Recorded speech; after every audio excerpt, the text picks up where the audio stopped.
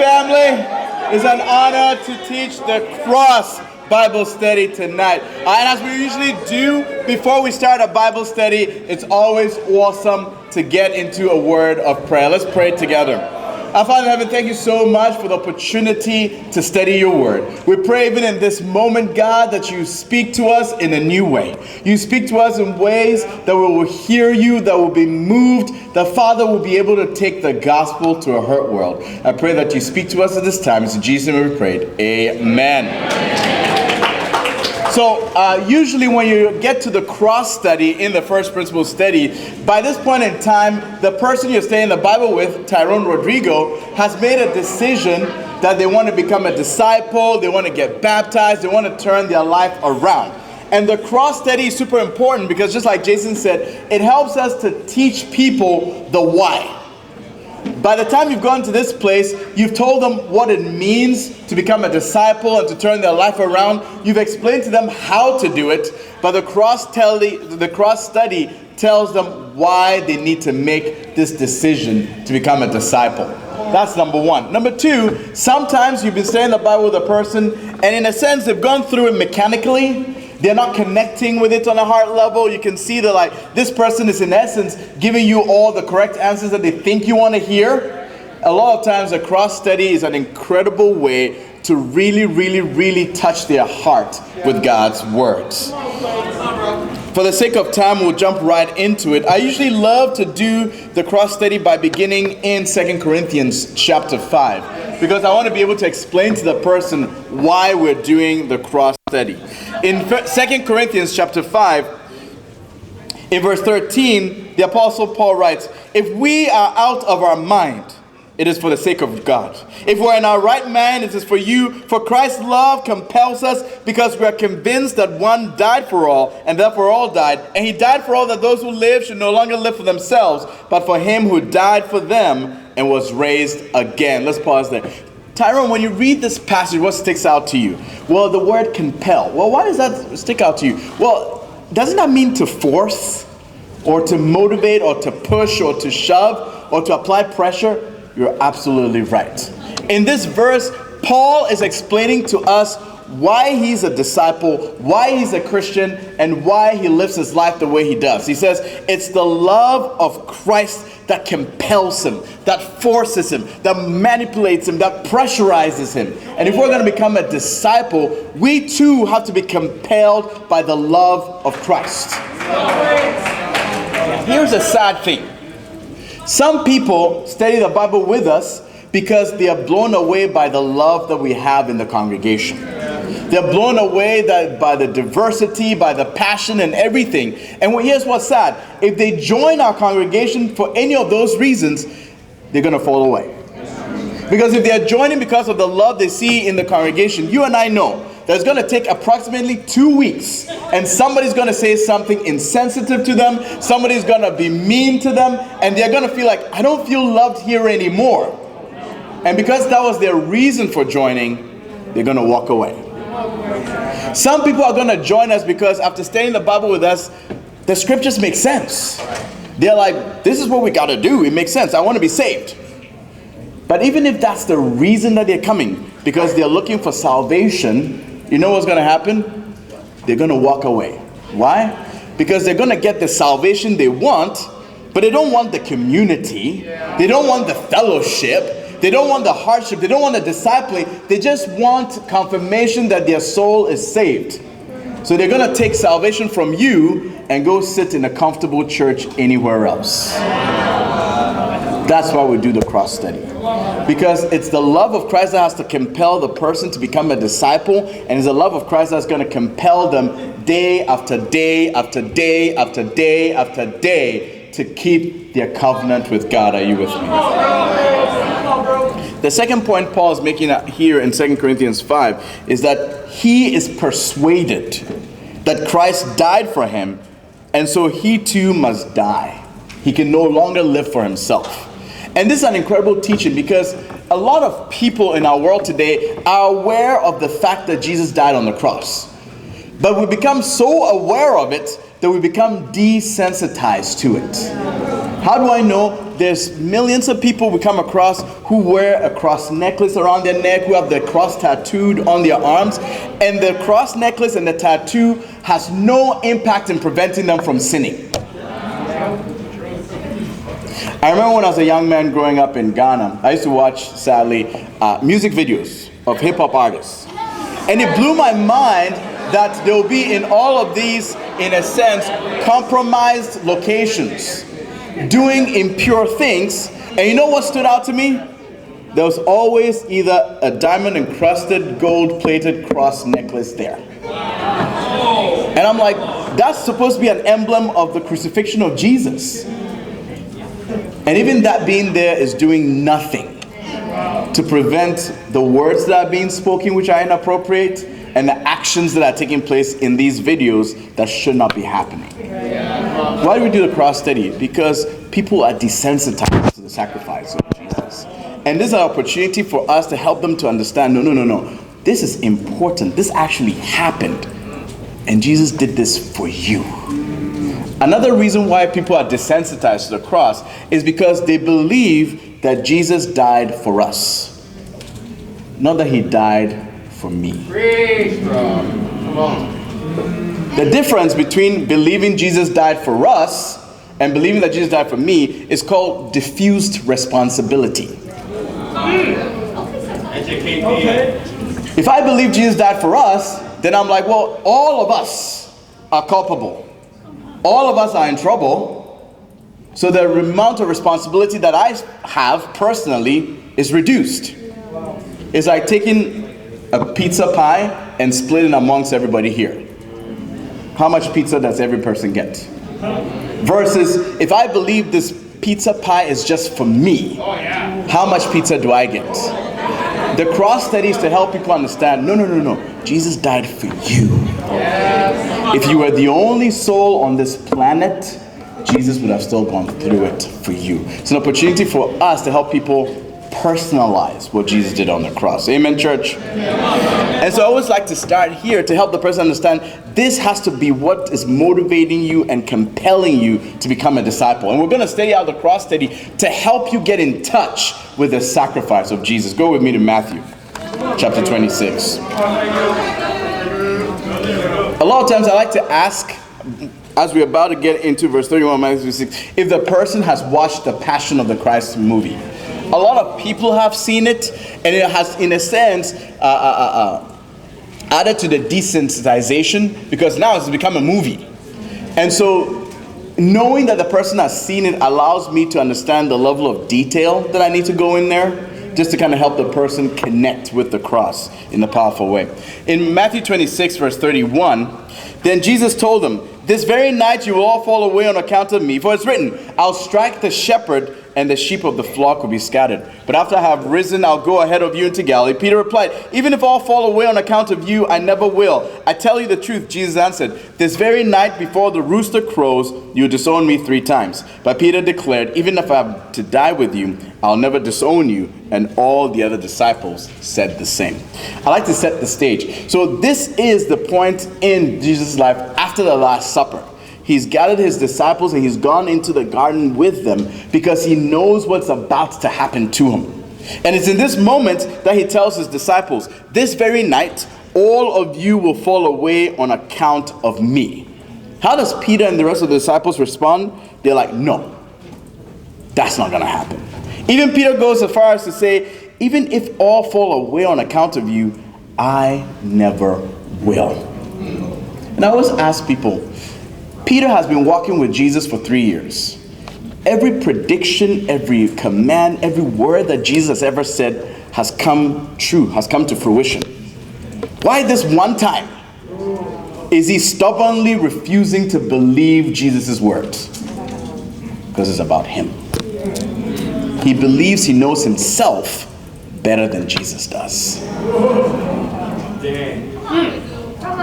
In his pride, he says, "Yo, Jesus, even if all the rest of these guys fall away, not me, I'm not afraid. I'll stick with you." And Jesus says, "This very night before the rooster crows, you disown me 3 times. What was the appropriate response that Jesus was hoping to get from Peter? It was a more humble response. It was a response that the response Jesus was hoping for was for Peter to look at Jesus and say, Jesus, I don't want to fall away from you, but everything you've ever said has come true. So I beg you, help me not to fall from you. The reason we start here is because in this moment, you want to be able to look at Tyrone Rodrigo and say, we've come to this point in the First Principle Studies because you've made a decision that you want to be a disciple. You made a decision that you're going to stay faithful to God for the rest of your life. You're in the same position that Peter was. You're saying the exact same thing he's saying, that you'll never fall away. Think about it. If you did discipleship study with somebody and you're like, I want to get baptized and be a disciple, but like, I think maybe after a year I'm going to fall away.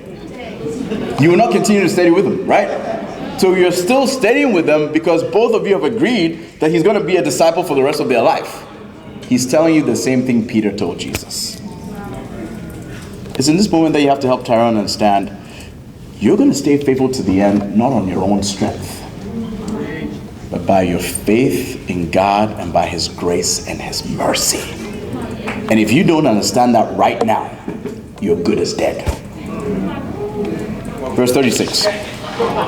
Then Jesus went with his disciples to a place called Gethsemane, and he said to them, sit here while I go over there and pray. He took Peter and the two sons of Zebedee along with him, and he began to be sorrowful and troubled. Then he said to them, my soul is overwhelmed with sorrow to the point of death. Stay here and keep watch with me.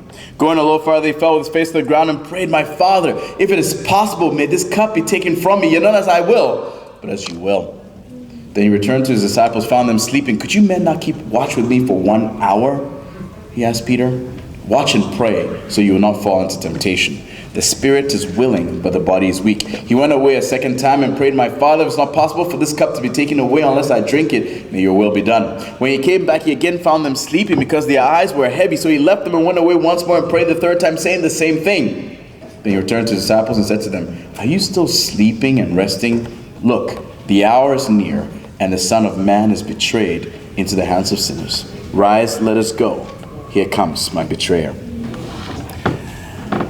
After Peter basically tells Jesus, hey, I'm never going to fall away, Jesus grabs the disciples and he takes them basically deeper into the area known as Gethsemane. And it says, when he gets there, he openly tells them, my soul is overwhelmed with sorrow to the point of death. Stay here and keep watch with me.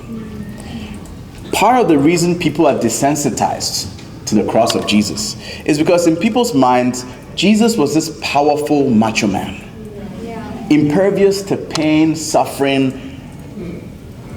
and essentially weakness. But in this moment, Jesus, who is God in the flesh, calls his human friends who can do nothing to help him, and he gets vulnerable and open with them. And he tells them, my soul is overwhelmed with sorrow to the point of death. He says, I'm so overwhelmed about what I'm about to suffer. I wish I was dead and it was over. Why is Jesus being so vulnerable with his disciples? Because he's setting you and I an example of how we're supposed to deal with pain. There's 2 steps. 1, get open with the brothers and the sisters. And 2, go to God in prayer. It says, going a little further, he fell to the ground and he prayed, my Father, if it's possible, may this cup be taken from me, yet not as I will, but as you will. I always like to ask the question, what do you notice about his prayer?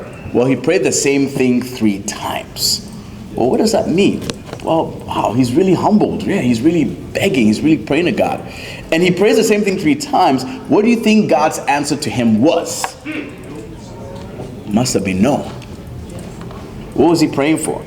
He was telling God exactly what he wanted, but he was surrendered to the will of God. That's how we build a relationship with God. We got to be real with God. We need to move beyond the, in a sense, rote, memorized prayers that don't touch our hearts and are meaningless.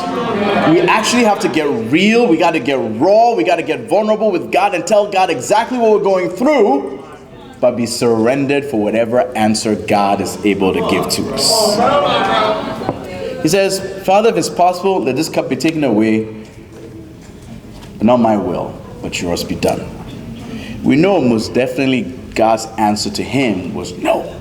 You have to go through this. Why? Because he ended up going through it.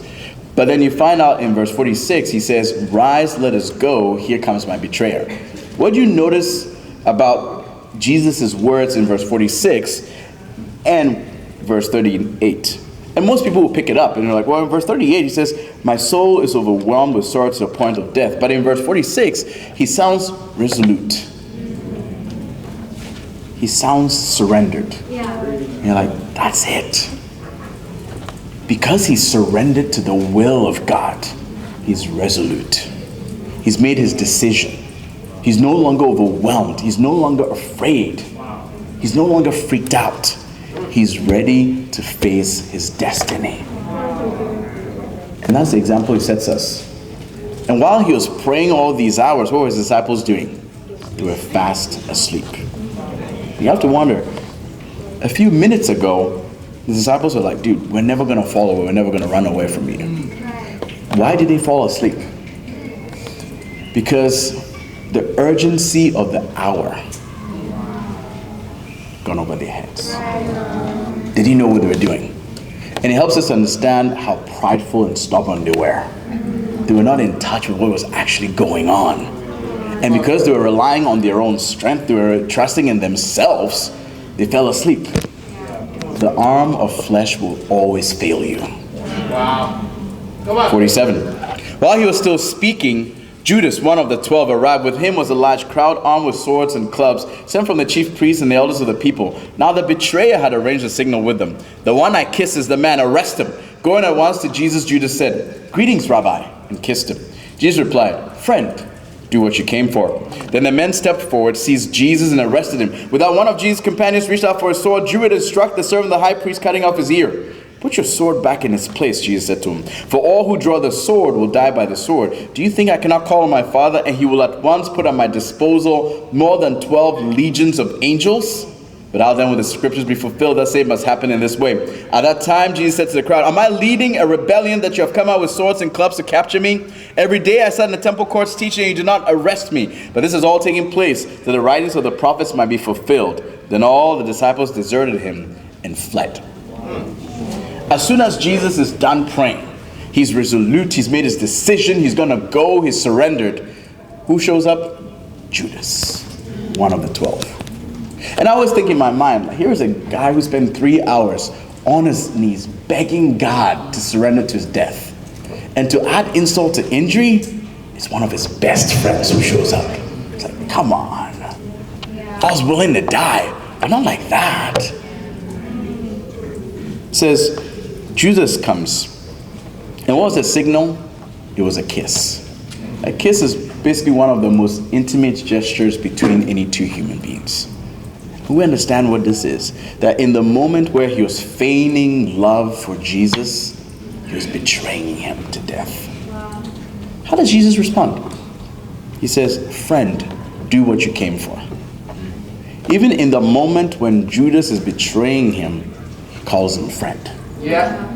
Come on. He still loves him in that moment.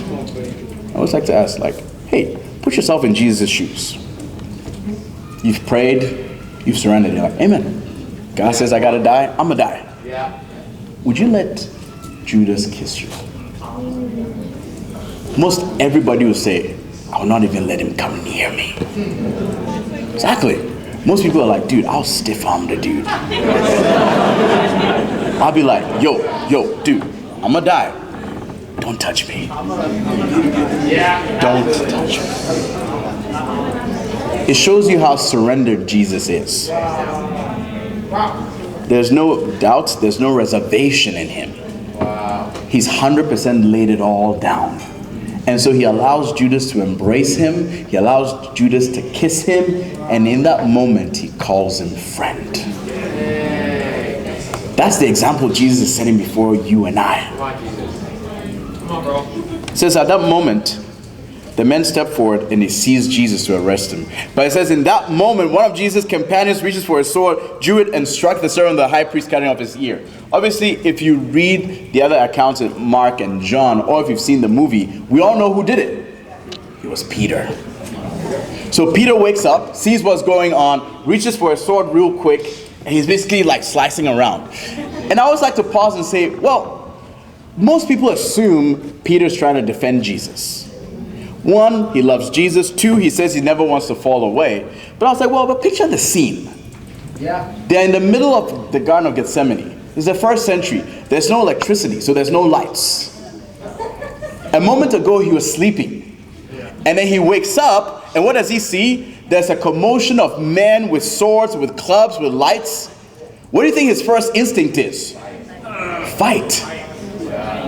Save himself. Number two, Peter didn't know these guys were coming. So there's no way he would have deduced that all they wanted was Jesus. Most likely he was defending himself. Most likely it had nothing to do with Jesus. And so now you have to understand, Jesus, the man who's been arrested, the man who's about to die, he's cool, calm, and collected. And Peter's freaked out fighting for his life. Why? Because while Jesus had spent the 3 hours prior praying, surrendering, Peter was sleeping. The arm of flesh will always fail you. Come on, bro. It's amazing to even think that in the midst of all of this, Jesus is in control. Yeah. He tells Peter to stop. If you read the John account and Mark account, he actually heals the guy. Yeah. This is a guy who's come to arrest him to kill him. Jeez. He stops the commotion, bends down, picks up the ear that's fallen, and he heals the guy. And he says to him, do you think I cannot call on my Father and he will at once put at my disposal more than 12 legions of angels? How then will the scriptures be fulfilled that say it must happen in this way? People always like to ask. So historically, a legion of soldiers was anywhere from 6,000 to 10,000 soldiers. And so what he's saying is that, like, wow, you're trying to defend me, or you're trying to defend yourself with a small sword, a small dagger? I could call on my Father right now, and he'll send me 12 legions of angels. So anywhere from 72 to 120,000 angels right now. To put it in perspective, it took 2 angels one night to rain sulfur down on Sodom and Gomorrah and destroy all of it. It took 1 angel one night to go through the entire country of Egypt, killing all the firstborn sons of every Egyptian. It took 1 angel one night to go through the Assyrian camp and kill 186,000 fighting soldiers. How much damage do you think 120,000 angels, desirous of defending the Son of the living God, can do? What's Jesus trying to help Peter understand? If I wanted this show to end, it would end like this. The whole universe would stop. But I'm surrendered to fulfilling God's plan for me as is written in the scriptures. Turns to the crowd, it's like, am I leading a rebellion that you've come with swords and clubs to arrest me? Every day I was with you in the temple courts teaching and preaching, and you didn't arrest me. So, but this is all taking place so the writings of the prophets would be fulfilled. And it's at that moment that the disciples deserted him and fled. Here's an incredible thing. So he's basically stopped the commotion. He's healed the guy, and he's speaking to them. Why are the disciples fleeing? Everything is chill right now, right? It's almost like he's talking to them. They're afraid for their lives. 3 hours ago, here they were like, dude, we would die with you. They had put their faith in themselves. Their conviction was not in Jesus. It was in themselves. Even though they had been following him for 3 years. Verse 57. Those who had arrested Jesus took him to Caiaphas, the high priest, where the teachers of the law and the elders had assembled. But Peter followed him at a distance, right up to the courtyard of the high priest. He entered and sat down with the guards to see the outcome. The chief priests and the whole Sanhedrin were looking for false evidence against Jesus so they could put him to death. but they did not find any, though many false witnesses came forward. Finally, 2 came forward and declared, "This fellow said, I am able to destroy the temple of God and rebuild it in 3 days." Then the high priest stood up and said to Jesus, "Are you not going to answer? What is this testimony that these men are bringing against you?" But Jesus remained silent. The high priest said to him, "I charge you under oath by the living God. Tell us if you are the Christ, the Son of God." "Yes, it is as you say," Jesus replied. "But I say to all of you, you'll see the Son of Man sitting at the right hand of the Mighty One and coming on the clouds of heaven." Then the high priest tore his clothes and said, "He has spoken blasphemy. Why do we need any more witnesses? Look, now you have heard the blasphemy. What do you think?" "He's worthy of death," they answered. Then they spit in his face, struck him with their fists. Others slapped him and said, "Prophesy to us, Christ, who hit you?" After Jesus is arrested, all the disciples flee. They take him to the home of Caiaphas, who was serving as high priest that year. It says Peter follows them at a distance. Why? He doesn't want to get caught. He doesn't want anybody to see him that he's affiliated or associated with Jesus, so he could fall in trouble. At this point, I always like to pause and say, Tyrone, you can't follow Jesus like Peter is doing right now. You cannot follow Jesus at a distance. You're either all in or you're not in at all. Why is Peter following at a distance? He's like, whoa, like the heat is too hot over there. I want to be with Jesus. I want to see what's happening. I want to be a part of this church and see, are you guys going to hit missions? Are you guys going to baptize? Are you going to grow? But like, yo, like I got my job, I got my career, and I'm trying to figure it out. Unlike Peter, we have to be all in to the death. Whatever is going to take away from us, whatever is going to cost us. Why? Because we're following a Messiah who gave up his life. Come on, bro. Can he ask us any less? They take him before Caiaphas and the Sanhedrin because the Jewish people were under Roman rule. So they couldn't willy-nilly execute anybody they wanted. They needed to present a case to the Roman authorities to convince them to execute a prisoner. So that's why they bring him to Caiaphas' home first in the middle of the night to try and find a way of being able to persuade the Roman governor the next day that he was worthy of death. But it kind of helps us to see, how terribly sinful and evil the religious leaders of that day was. It's the middle of the night. And they're awake and they're ready and they've sent soldiers to go get Jesus. Why don't you do it in broad daylight? Because they knew what they were doing was wrong. It's exactly what Jesus said. Every day I was in the temple courts, in full view of everybody. I've done nothing in secret. It's at this point I always like to compliment our Bible talks on campus and in the singles and in the malls. Like, this is what we do. We have renounced all secret ways. We do our Bible discussions, our Bible studies in the middle of campus. We got nothing to hide. But isn't it funny that when persecution comes, it comes in secret, in anonymous emails and anonymous threats?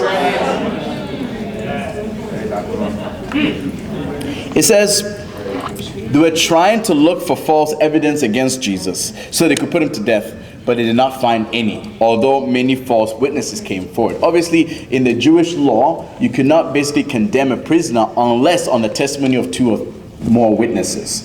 And so what they were hoping for was for people to come with false evidence, but they were looking for at least 2 people to come with 2 false pieces of evidence that kind of matched so they could condemn him. But it just shows you how pure, how righteous of a life Jesus lived, that they couldn't even make up enough lies to condemn him. At this point, you can see the high priest is getting irritated and frustrated because Jesus is remaining silent. Why? Because he surrendered. He's got nothing to be afraid of. He's not defending himself. The high priest says to him, I charge you on the oath by the living God. Aren't you going to respond to anything? Are you the Christ, the Son of the living God? To which Jesus responds, yes, it is as you say. And at that point, he tears his robes and he tells everybody, you've all heard the blasphemy. You're all witnesses. This man is worthy of death.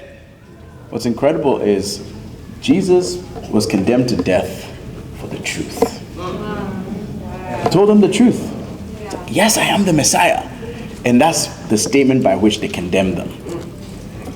The saying always goes, as disciples of Jesus, if you were going to be condemned for being a disciple and being condemned to death, is there enough truth in your life to condemn you?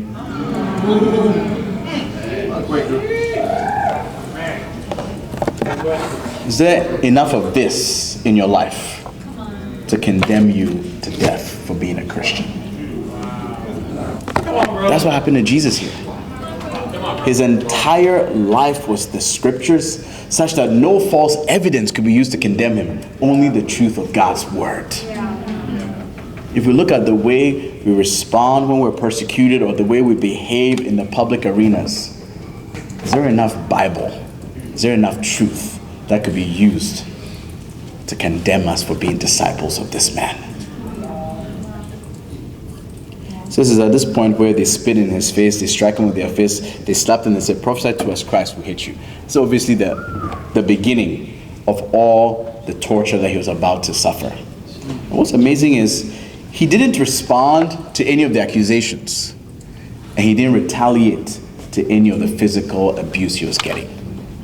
And I would say, if I was in Jesus' feet, I'd be like, wow, dude, I'm dying for the sins of the world. But you who just slapped me, not you. You just spit on me, no, not you. Everybody but you. He could have taken names. Could have been like, wow, I'm dying for you. No. But all these guys that were spitting on him, striking him, slapping him, he was dying for them. Even the slap, even the spit was the reason why he was dying. So they didn't have to be condemned to hell for it. Verse 69. Now Peter was sitting out in the courtyard.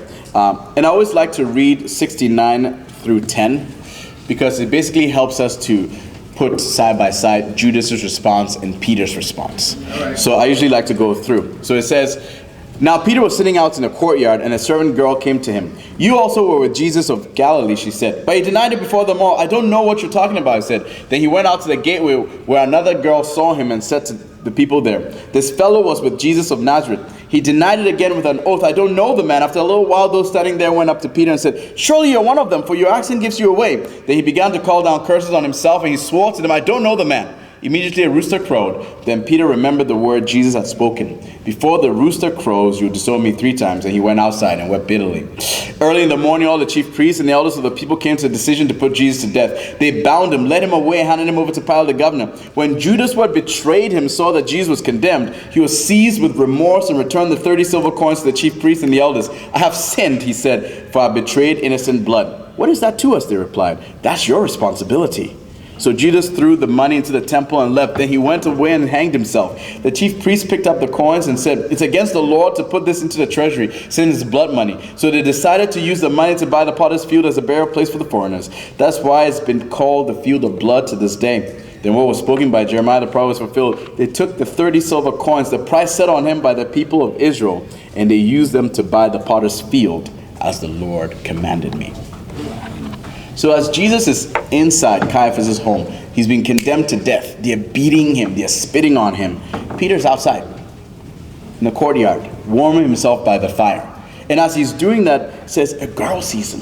It's like, weren't you with him? He denies it. Another person says, "Come on, this guy was with Jesus." He denies it again, this time with an oath. Third time sounds like, dude, surely you're with Jesus of Nazareth. Your accent gives you away. So Nazareth was a district north. And so in essence, all the people from the northern territories had an accent to them. So they're like, dude, your accent is like one of the people from the north. This is where Jesus is coming from. Surely you're with him. And he says, Peter begins to call down curses on himself, and he swore, "I don't know the man." This is how far Peter was willing to go to preserve his own life. It says he was calling down curses on himself. What does that mean? It means that it's basically kind of like something we may understand in the 21st century. Here's a guy who's like, guys, I swear on my mother's grave. Or for a Jewish man, he's like, dude, if I'm lying to you guys that I know that guy, let my father drop dead now. That's how scared Peter was. That he said, I don't know this man. After his third denial, the rooster crows. And he remembers the words Jesus said. Before the rooster crows, you disown me 3 times. And he says he goes outside and he weeps bitterly. We know the story of Peter. He goes, he's filled with regret, but he actually repents. Because in Acts chapter 2, he's the one standing in front of all the population of Jerusalem, preaching the word of God in broad daylight. And so Peter's example is an incredible example for all of us as disciples. You're not going to be perfect. You're going to fall time and time and time and time again. Even in the book of Proverbs, the definition of a righteous, faithful person is not a person who is perfect. No. It's the person who gets up every time they fall.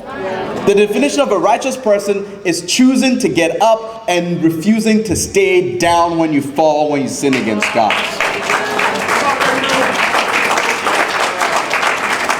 That's why Peter is righteous.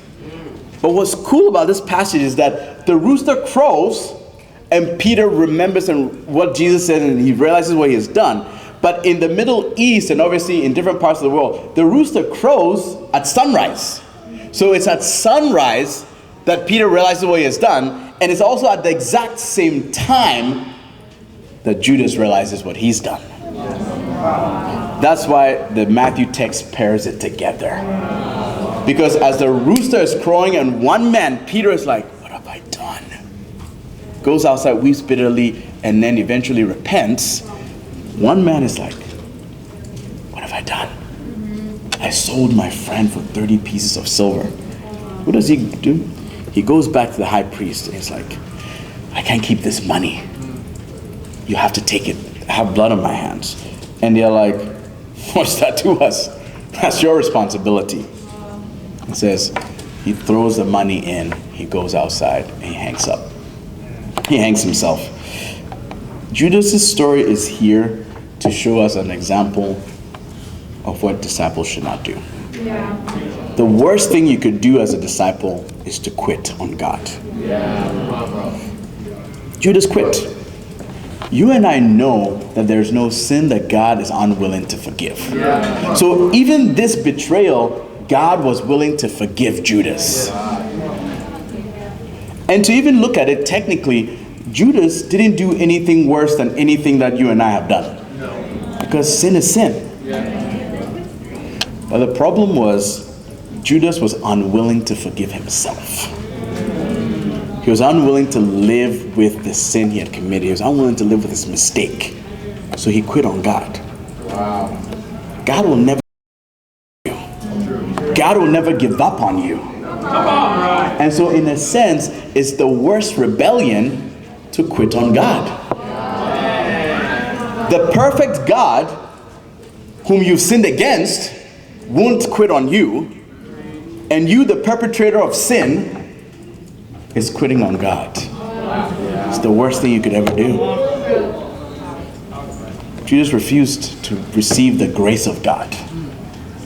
He refused to take in the forgiveness of God. He took his own life. And obviously that's the worst thing, because even his life does not belong to him. It's the creator God who gave life. He's the only one who can take life. And we use this to be able to help people understand it doesn't matter how much you're going to fall as a disciple. Don't ever quit on God. Don't ever let shame and embarrassment and guilt drive you away from the grace of God. Be like Peter. Pick yourself up and refuse to allow your sin and your past to define you. Are you with me, church?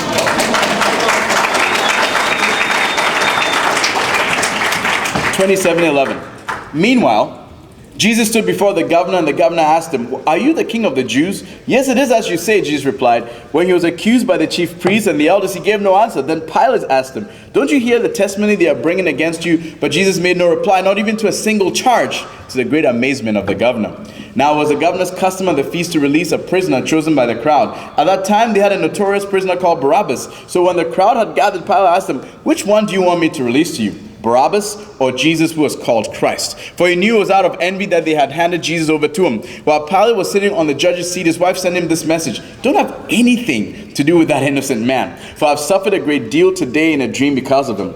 But the chief priests and the elders persuaded the crowd to ask for Barabbas and to have Jesus executed. "Which of the two do you want me to release to you?" asked the governor. "Barabbas," they answered. "What shall I do then with Jesus who is called Christ?" Pilate asked. They all answered, "Crucify him."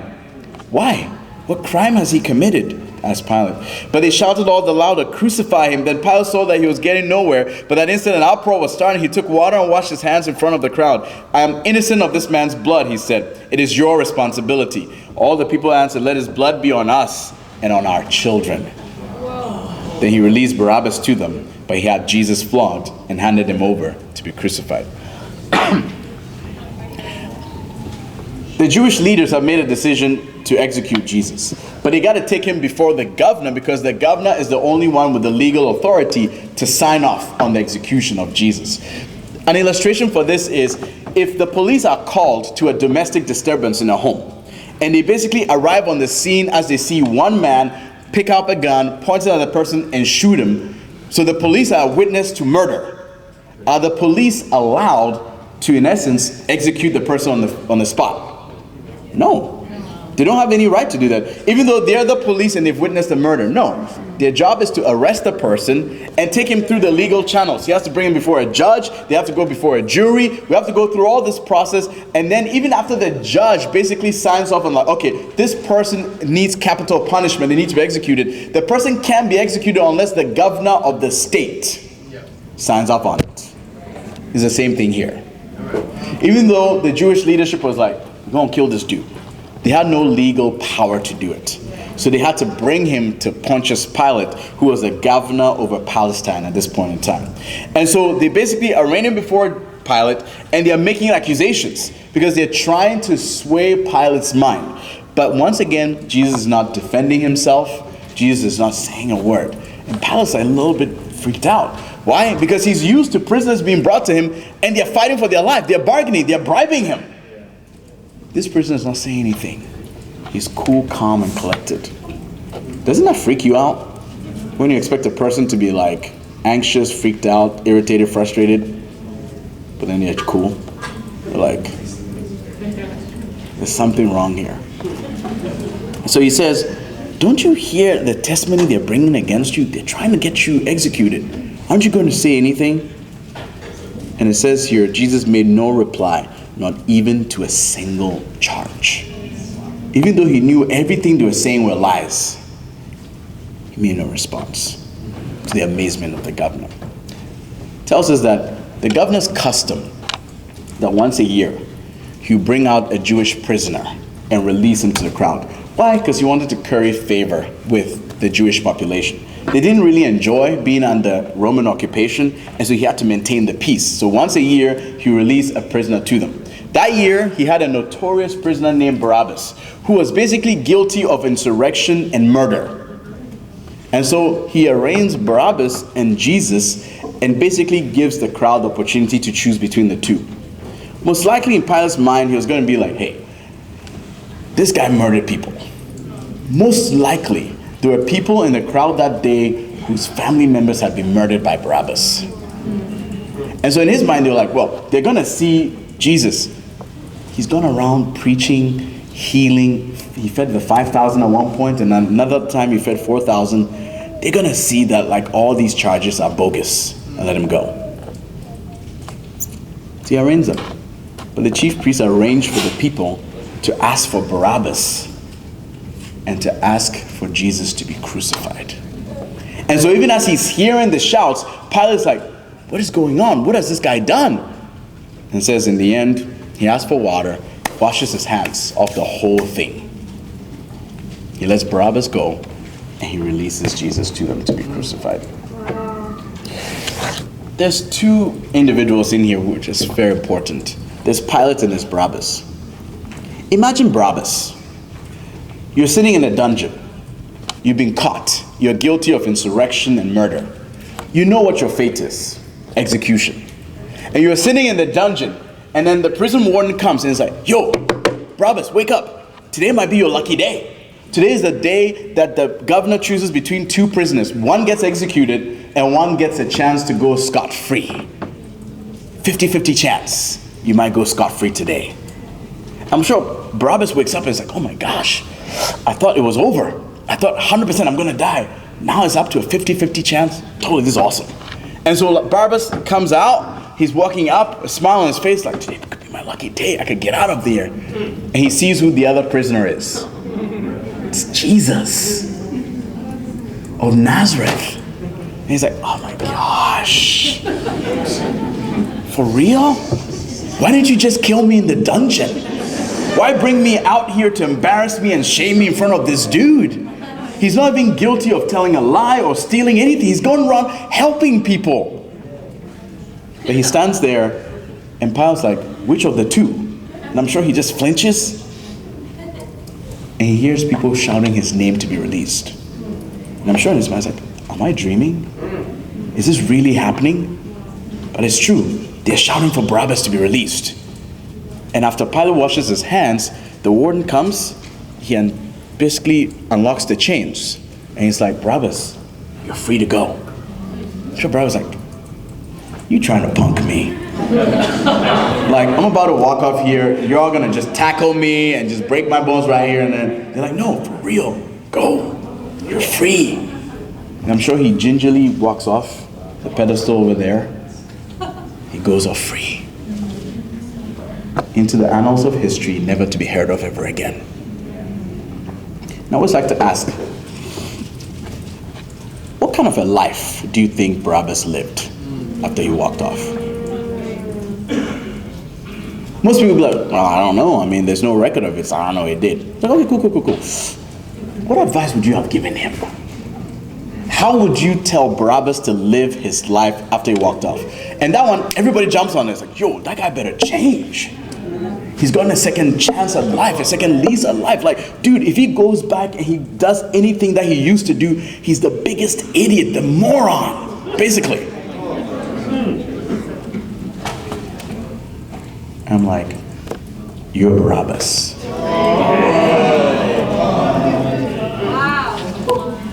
Barabbas should have died that day for all his crimes and for all his sins. But Jesus died in his place. And so the very words that you just spoke, that he better change his life, he's getting a second chance at life, that he's the biggest idiot who ever lived to walk away and not change his life, you're saying that to yourself. If you don't become a disciple and get baptized after this Bible study, you've just condemned yourself right now. The second person in this story is Pilate. Pilate is the Roman governor who's trying to maintain the peace. They bring this prisoner to him. He can see this guy is innocent. But the people are clamoring for him to kill him and stuff like that. And he knows this is wrong, but he wants no piece of it. So he's like, hey, just bring me water. I'll wash my hands. It's on you guys. Everybody can see my hands are clean. This is not my decision. This is not what I wanted. This is what you guys want. They'll be like, yeah, kill him. Let his blood be on us and our children. Like, more prophetic words have never been spoken. Pilate wants to maintain his innocence. But is Pilate innocent? No. Come on, bro. He's as guilty as Barabbas is. He's as guilty as you and I are. So what is it? He doesn't want to get involved. Sometimes you study the Bible with people and they get to this point, they're like, hey, I see everything you're saying. This is awesome, this is true, but like, this is too much. Like I don't know if I'm ready for all of this. They're responding like Pilate. He was not ready for the commotion. He was not ready for the uproar that would have started if he stuck to his guns and did what was right. Some people are afraid about the persecution that's going to happen in their lives if they decide to become a disciple. Some people are afraid of the division that's about to rip their family apart if they make a decision to become a disciple. They're like Pilate. And in the same way that you're telling me, Tyrone, that Pilate is also guilty, if you wash your hands off of this, you're just as guilty as Pilate. You've condemned yourself. Verse 27. Then the governor's soldiers took Jesus into the praetorium and gathered the whole company of soldiers around him. They stripped him and put a scarlet robe on him, and then twisted together a crown of thorns and set it on his head. They put a staff in his right hand and knelt in front of him and mocked him. "Hail, King of the Jews," they said. They spit on him and took the staff and struck him on the head again and again. After they had mocked him, they took off the robe and put his own clothes on him. Then they led him away to crucify him. The reason the governor's soldiers are treating Jesus this way, they're stripping him, they're mocking him, they're beating him, is because he's a condemned man. In the first century, there was no such thing as human rights. So for a condemned prisoner, you're allowed to do to him whatever you want. So they strip him, they beat him, they put a crown of thorns around him, they spit on him. Because to them, his life is worthless. What's amazing about Jesus is still no response from him. Still no defending himself. He still doesn't take names. These people who are abusing him were the same people for whom he was dying. He's not taking names. He's not going like, hey, okay, I'm gonna die for the sins of the world, but you? No. You? No. Come on, bro. And you have to ask, because in quote, calling on God to send him 12 legions of angels was still on the table. He had committed no sin, no crime. Why didn't he call out? Why didn't he cry out?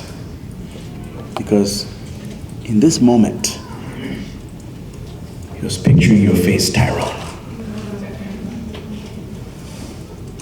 And he knew if he calls the 12 legions of angels, if he stops short of dying, there's no hope for Tyrone. You have to understand, if Jesus didn't go through with this, human beings will be born on this planet, will go through this challenging, terrible life of physical abuse. Some people going through starvation, some people going through disease, some people going through sexual abuse. You go through all of that, divorce, pain, and then die and go to hell forever. If Jesus didn't die. Life will be a hopeless, worthless thing if Jesus didn't die on the cross for us. And for that reason and that reason alone, Jesus stuck and went through it all. Come on, bro. Verse 32. As they were going out, they met a man from Cyrene named Simon, and they forced him to carry the cross. They came to a place called Golgotha, which means the place of the skull. There they offered Jesus wine to drink mixed with gall, but after tasting it, he refused to drink it. When they had crucified him, they divided up his clothes by casting lots. And sitting down, they kept watch over him there. Above his head, they placed a written charge against him. "This is Jesus, the King of the Jews." 2 robbers were crucified with him, one on his right and one on his left. Those who passed by hurled insults at him, shaking their heads and saying, "You who are going to destroy the temple and build it in 3 days, save yourselves. Come down from the cross if you are the Son of God." The same way the chief priests, the teachers of the law, and the elders mocked him. "He saved others," they said, "but he can't save himself. He's the King of Israel. Let him come down now from the cross and we'll believe in him. He trusts in God. Let God rescue him now if he wants him. For he said, 'I am the Son of God.'" In the same way, the robbers who were crucified with him also heaped insults on him. As they're leading him out to go crucify him, he's lost so much blood, so much exhaustion from everything he's gone through. As you know, he has spent the whole night before being questioned in Caiaphas' house, so he didn't sleep. Then he comes before the Roman authorities, he's condemned to death, and they beat him up. He's exhausted. He can't carry his cross. And so they call Simon from Cyrene to help him carry it, to take him to the place of the skull, Golgotha, so they could crucify him. Is there, they give him gall, which is basically a painkiller to try and take away the pain. He tastes it, he realizes what they're trying to do. He says, no. He's going to go through the entire experience. He's not going to take the easy way out. That's a call for discipleship. Yeah, come on, bro. We can't take the easy way out.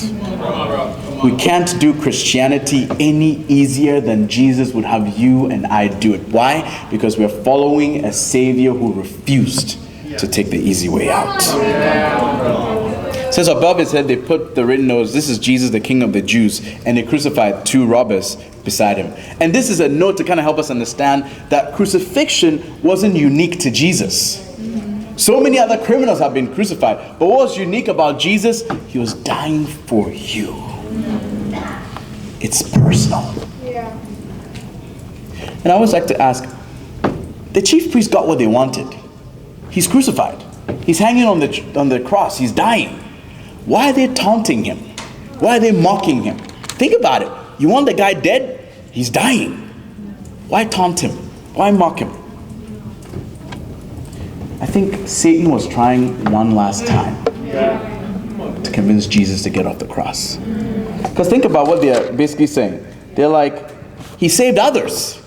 He can't save himself. He's the king of Israel. Let him come down now from the cross and we'll believe in him. It's a temptation. Hoping that Jesus will take that deal. Let me jump off the cross. Let me show them that I'm the real Son of God. Then they'll believe, right? God, that's what you want. You want them to believe? No. God wanted them to die for the sins of the world. It says in verse 43, he trusts in God. Let God rescue him now if he wants him. It's not a temptation. If God really loves you, then why won't he rescue you? Why won't he save you? Why won't he take you out of this hardship? He was trying one last time to try and persuade Jesus to come off the cross, not to die. Because in doing that, he'll condemn all of us. Wow.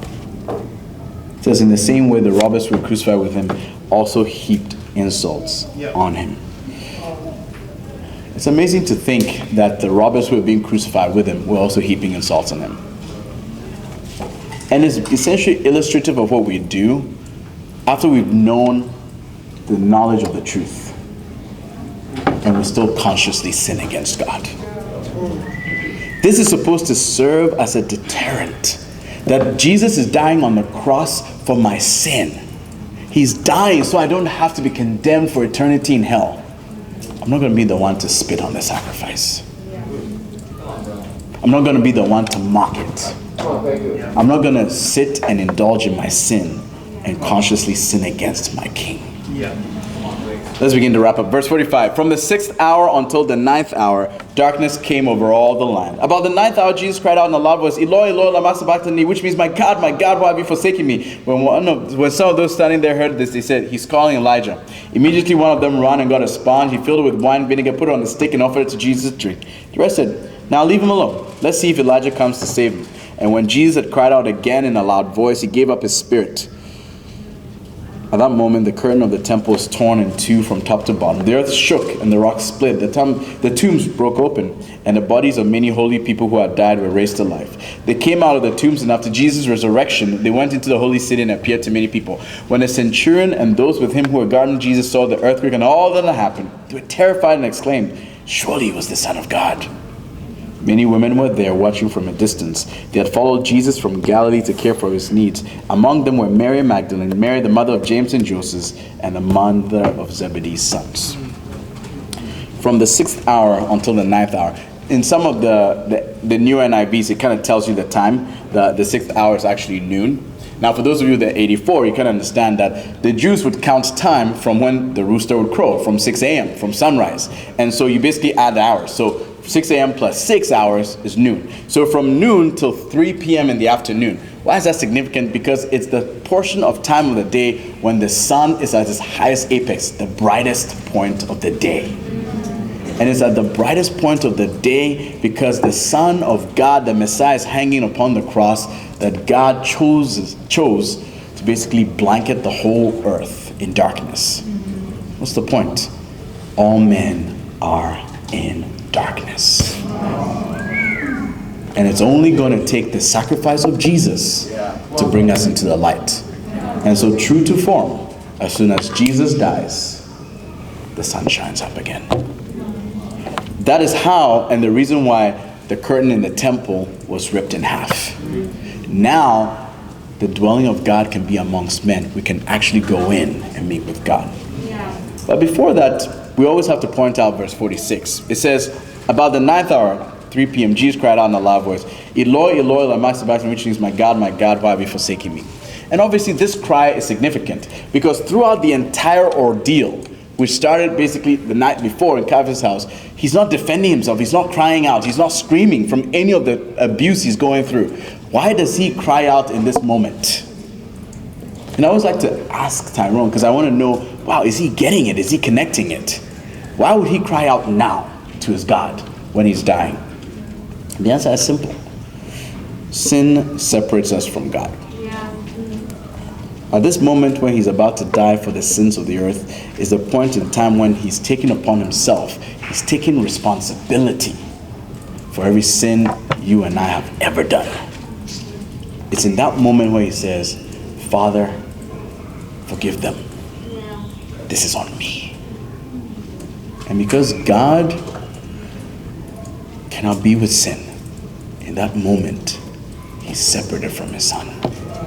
This is the one and only time in all of eternity that there was separation between God the Father and God the Son. And it's in that moment that Jesus cries out. He cries out because he feels the separation between him and God. That's what makes him cry out. Not the pain, not the emotional toll he's going through, not the exhaustion, the separation from God. And what's amazing from that is like, that's what he's saving you from. He's not dying to save you from pain in your life. He's dying to save you from eternal separation from God. Come on, Michael. We live on this planet, and yes, our sins separate us from God, but we don't know what it feels like to be eternally separated from God. Many of us grow up breathing in oxygen and exhaling carbon dioxide. And if somebody hadn't told you that, you wouldn't even know that's what you're doing. But you ever get to a point where the oxygen is cut away from you, you will know you need oxygen to live. And you know what most people feel when the oxygen supply is cut off? They feel a burning sensation in their chest. That's why some people think hell is a place of fire, because it's a place where you're cut off from God, the source of life. Wow. You don't know how that feels. Jesus felt it for you, so you don't have to feel it. Don't waste his sacrifice. That's why he cries out, my God, why have you forsaken me? It says in that moment, the curtain is torn from top to bottom. Top to bottom, showing that it was actually God reaching down to tear it. It says, earth shook, the rock split, and even the Gentile Roman soldiers get it. Why is that important? Because the Jewish ruling council didn't get it. They had Pilate put his signet ring on the tomb so nobody would go take it. Sometimes you study the Bible with people and it's like, I've shown you everything.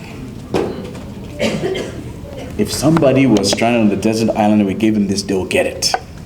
But the Jewish ruling council, because they had something to lose by Jesus' ministry, by Jesus' life, they refused to see it.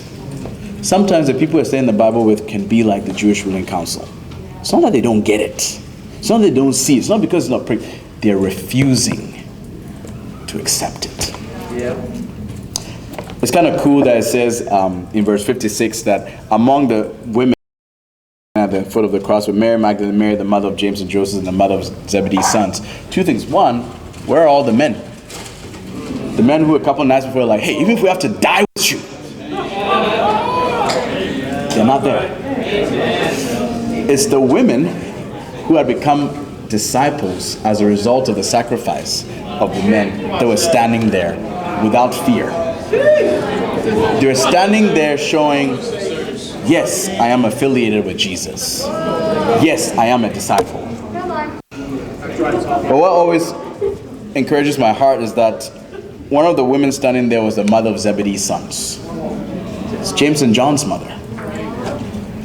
When James and John made that decision that day, Mark 1, to get out the boat and leave their father in the boat, it converted their mother. And such that even when James and John were cowards, their mother stayed faithful.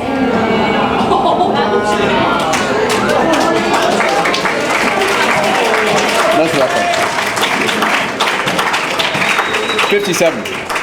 As evening approached, there came a rich man from Arimathea named Joseph, who had himself become a disciple of Jesus. Going to Pilate, he asked for Jesus' body, and Pilate ordered that it be given to him. Joseph took the body, wrapped it in a clean linen cloth, and placed it in his own new tomb they had cut out of the rock. He rolled a big stone in front of the entrance to the tomb and went away. Mary Magdalene and the other Mary were sitting there opposite the tomb. The next day, the one after preparation day, the chief priests and the Pharisees went to Pilate. Sir, they said, we remember that while he was still alive, that deceiver said, after 3 days I'll rise again. So give the order for the tomb to be made secure until the third day. Otherwise, his disciples may come and steal the body and tell the people that he has been raised from the dead. This last deception will be worse than the first. Take a guard, Pilate answered. Go make the tomb as secure as you know how. So they went and made the tomb secure by putting a seal on the stone and posting the guard.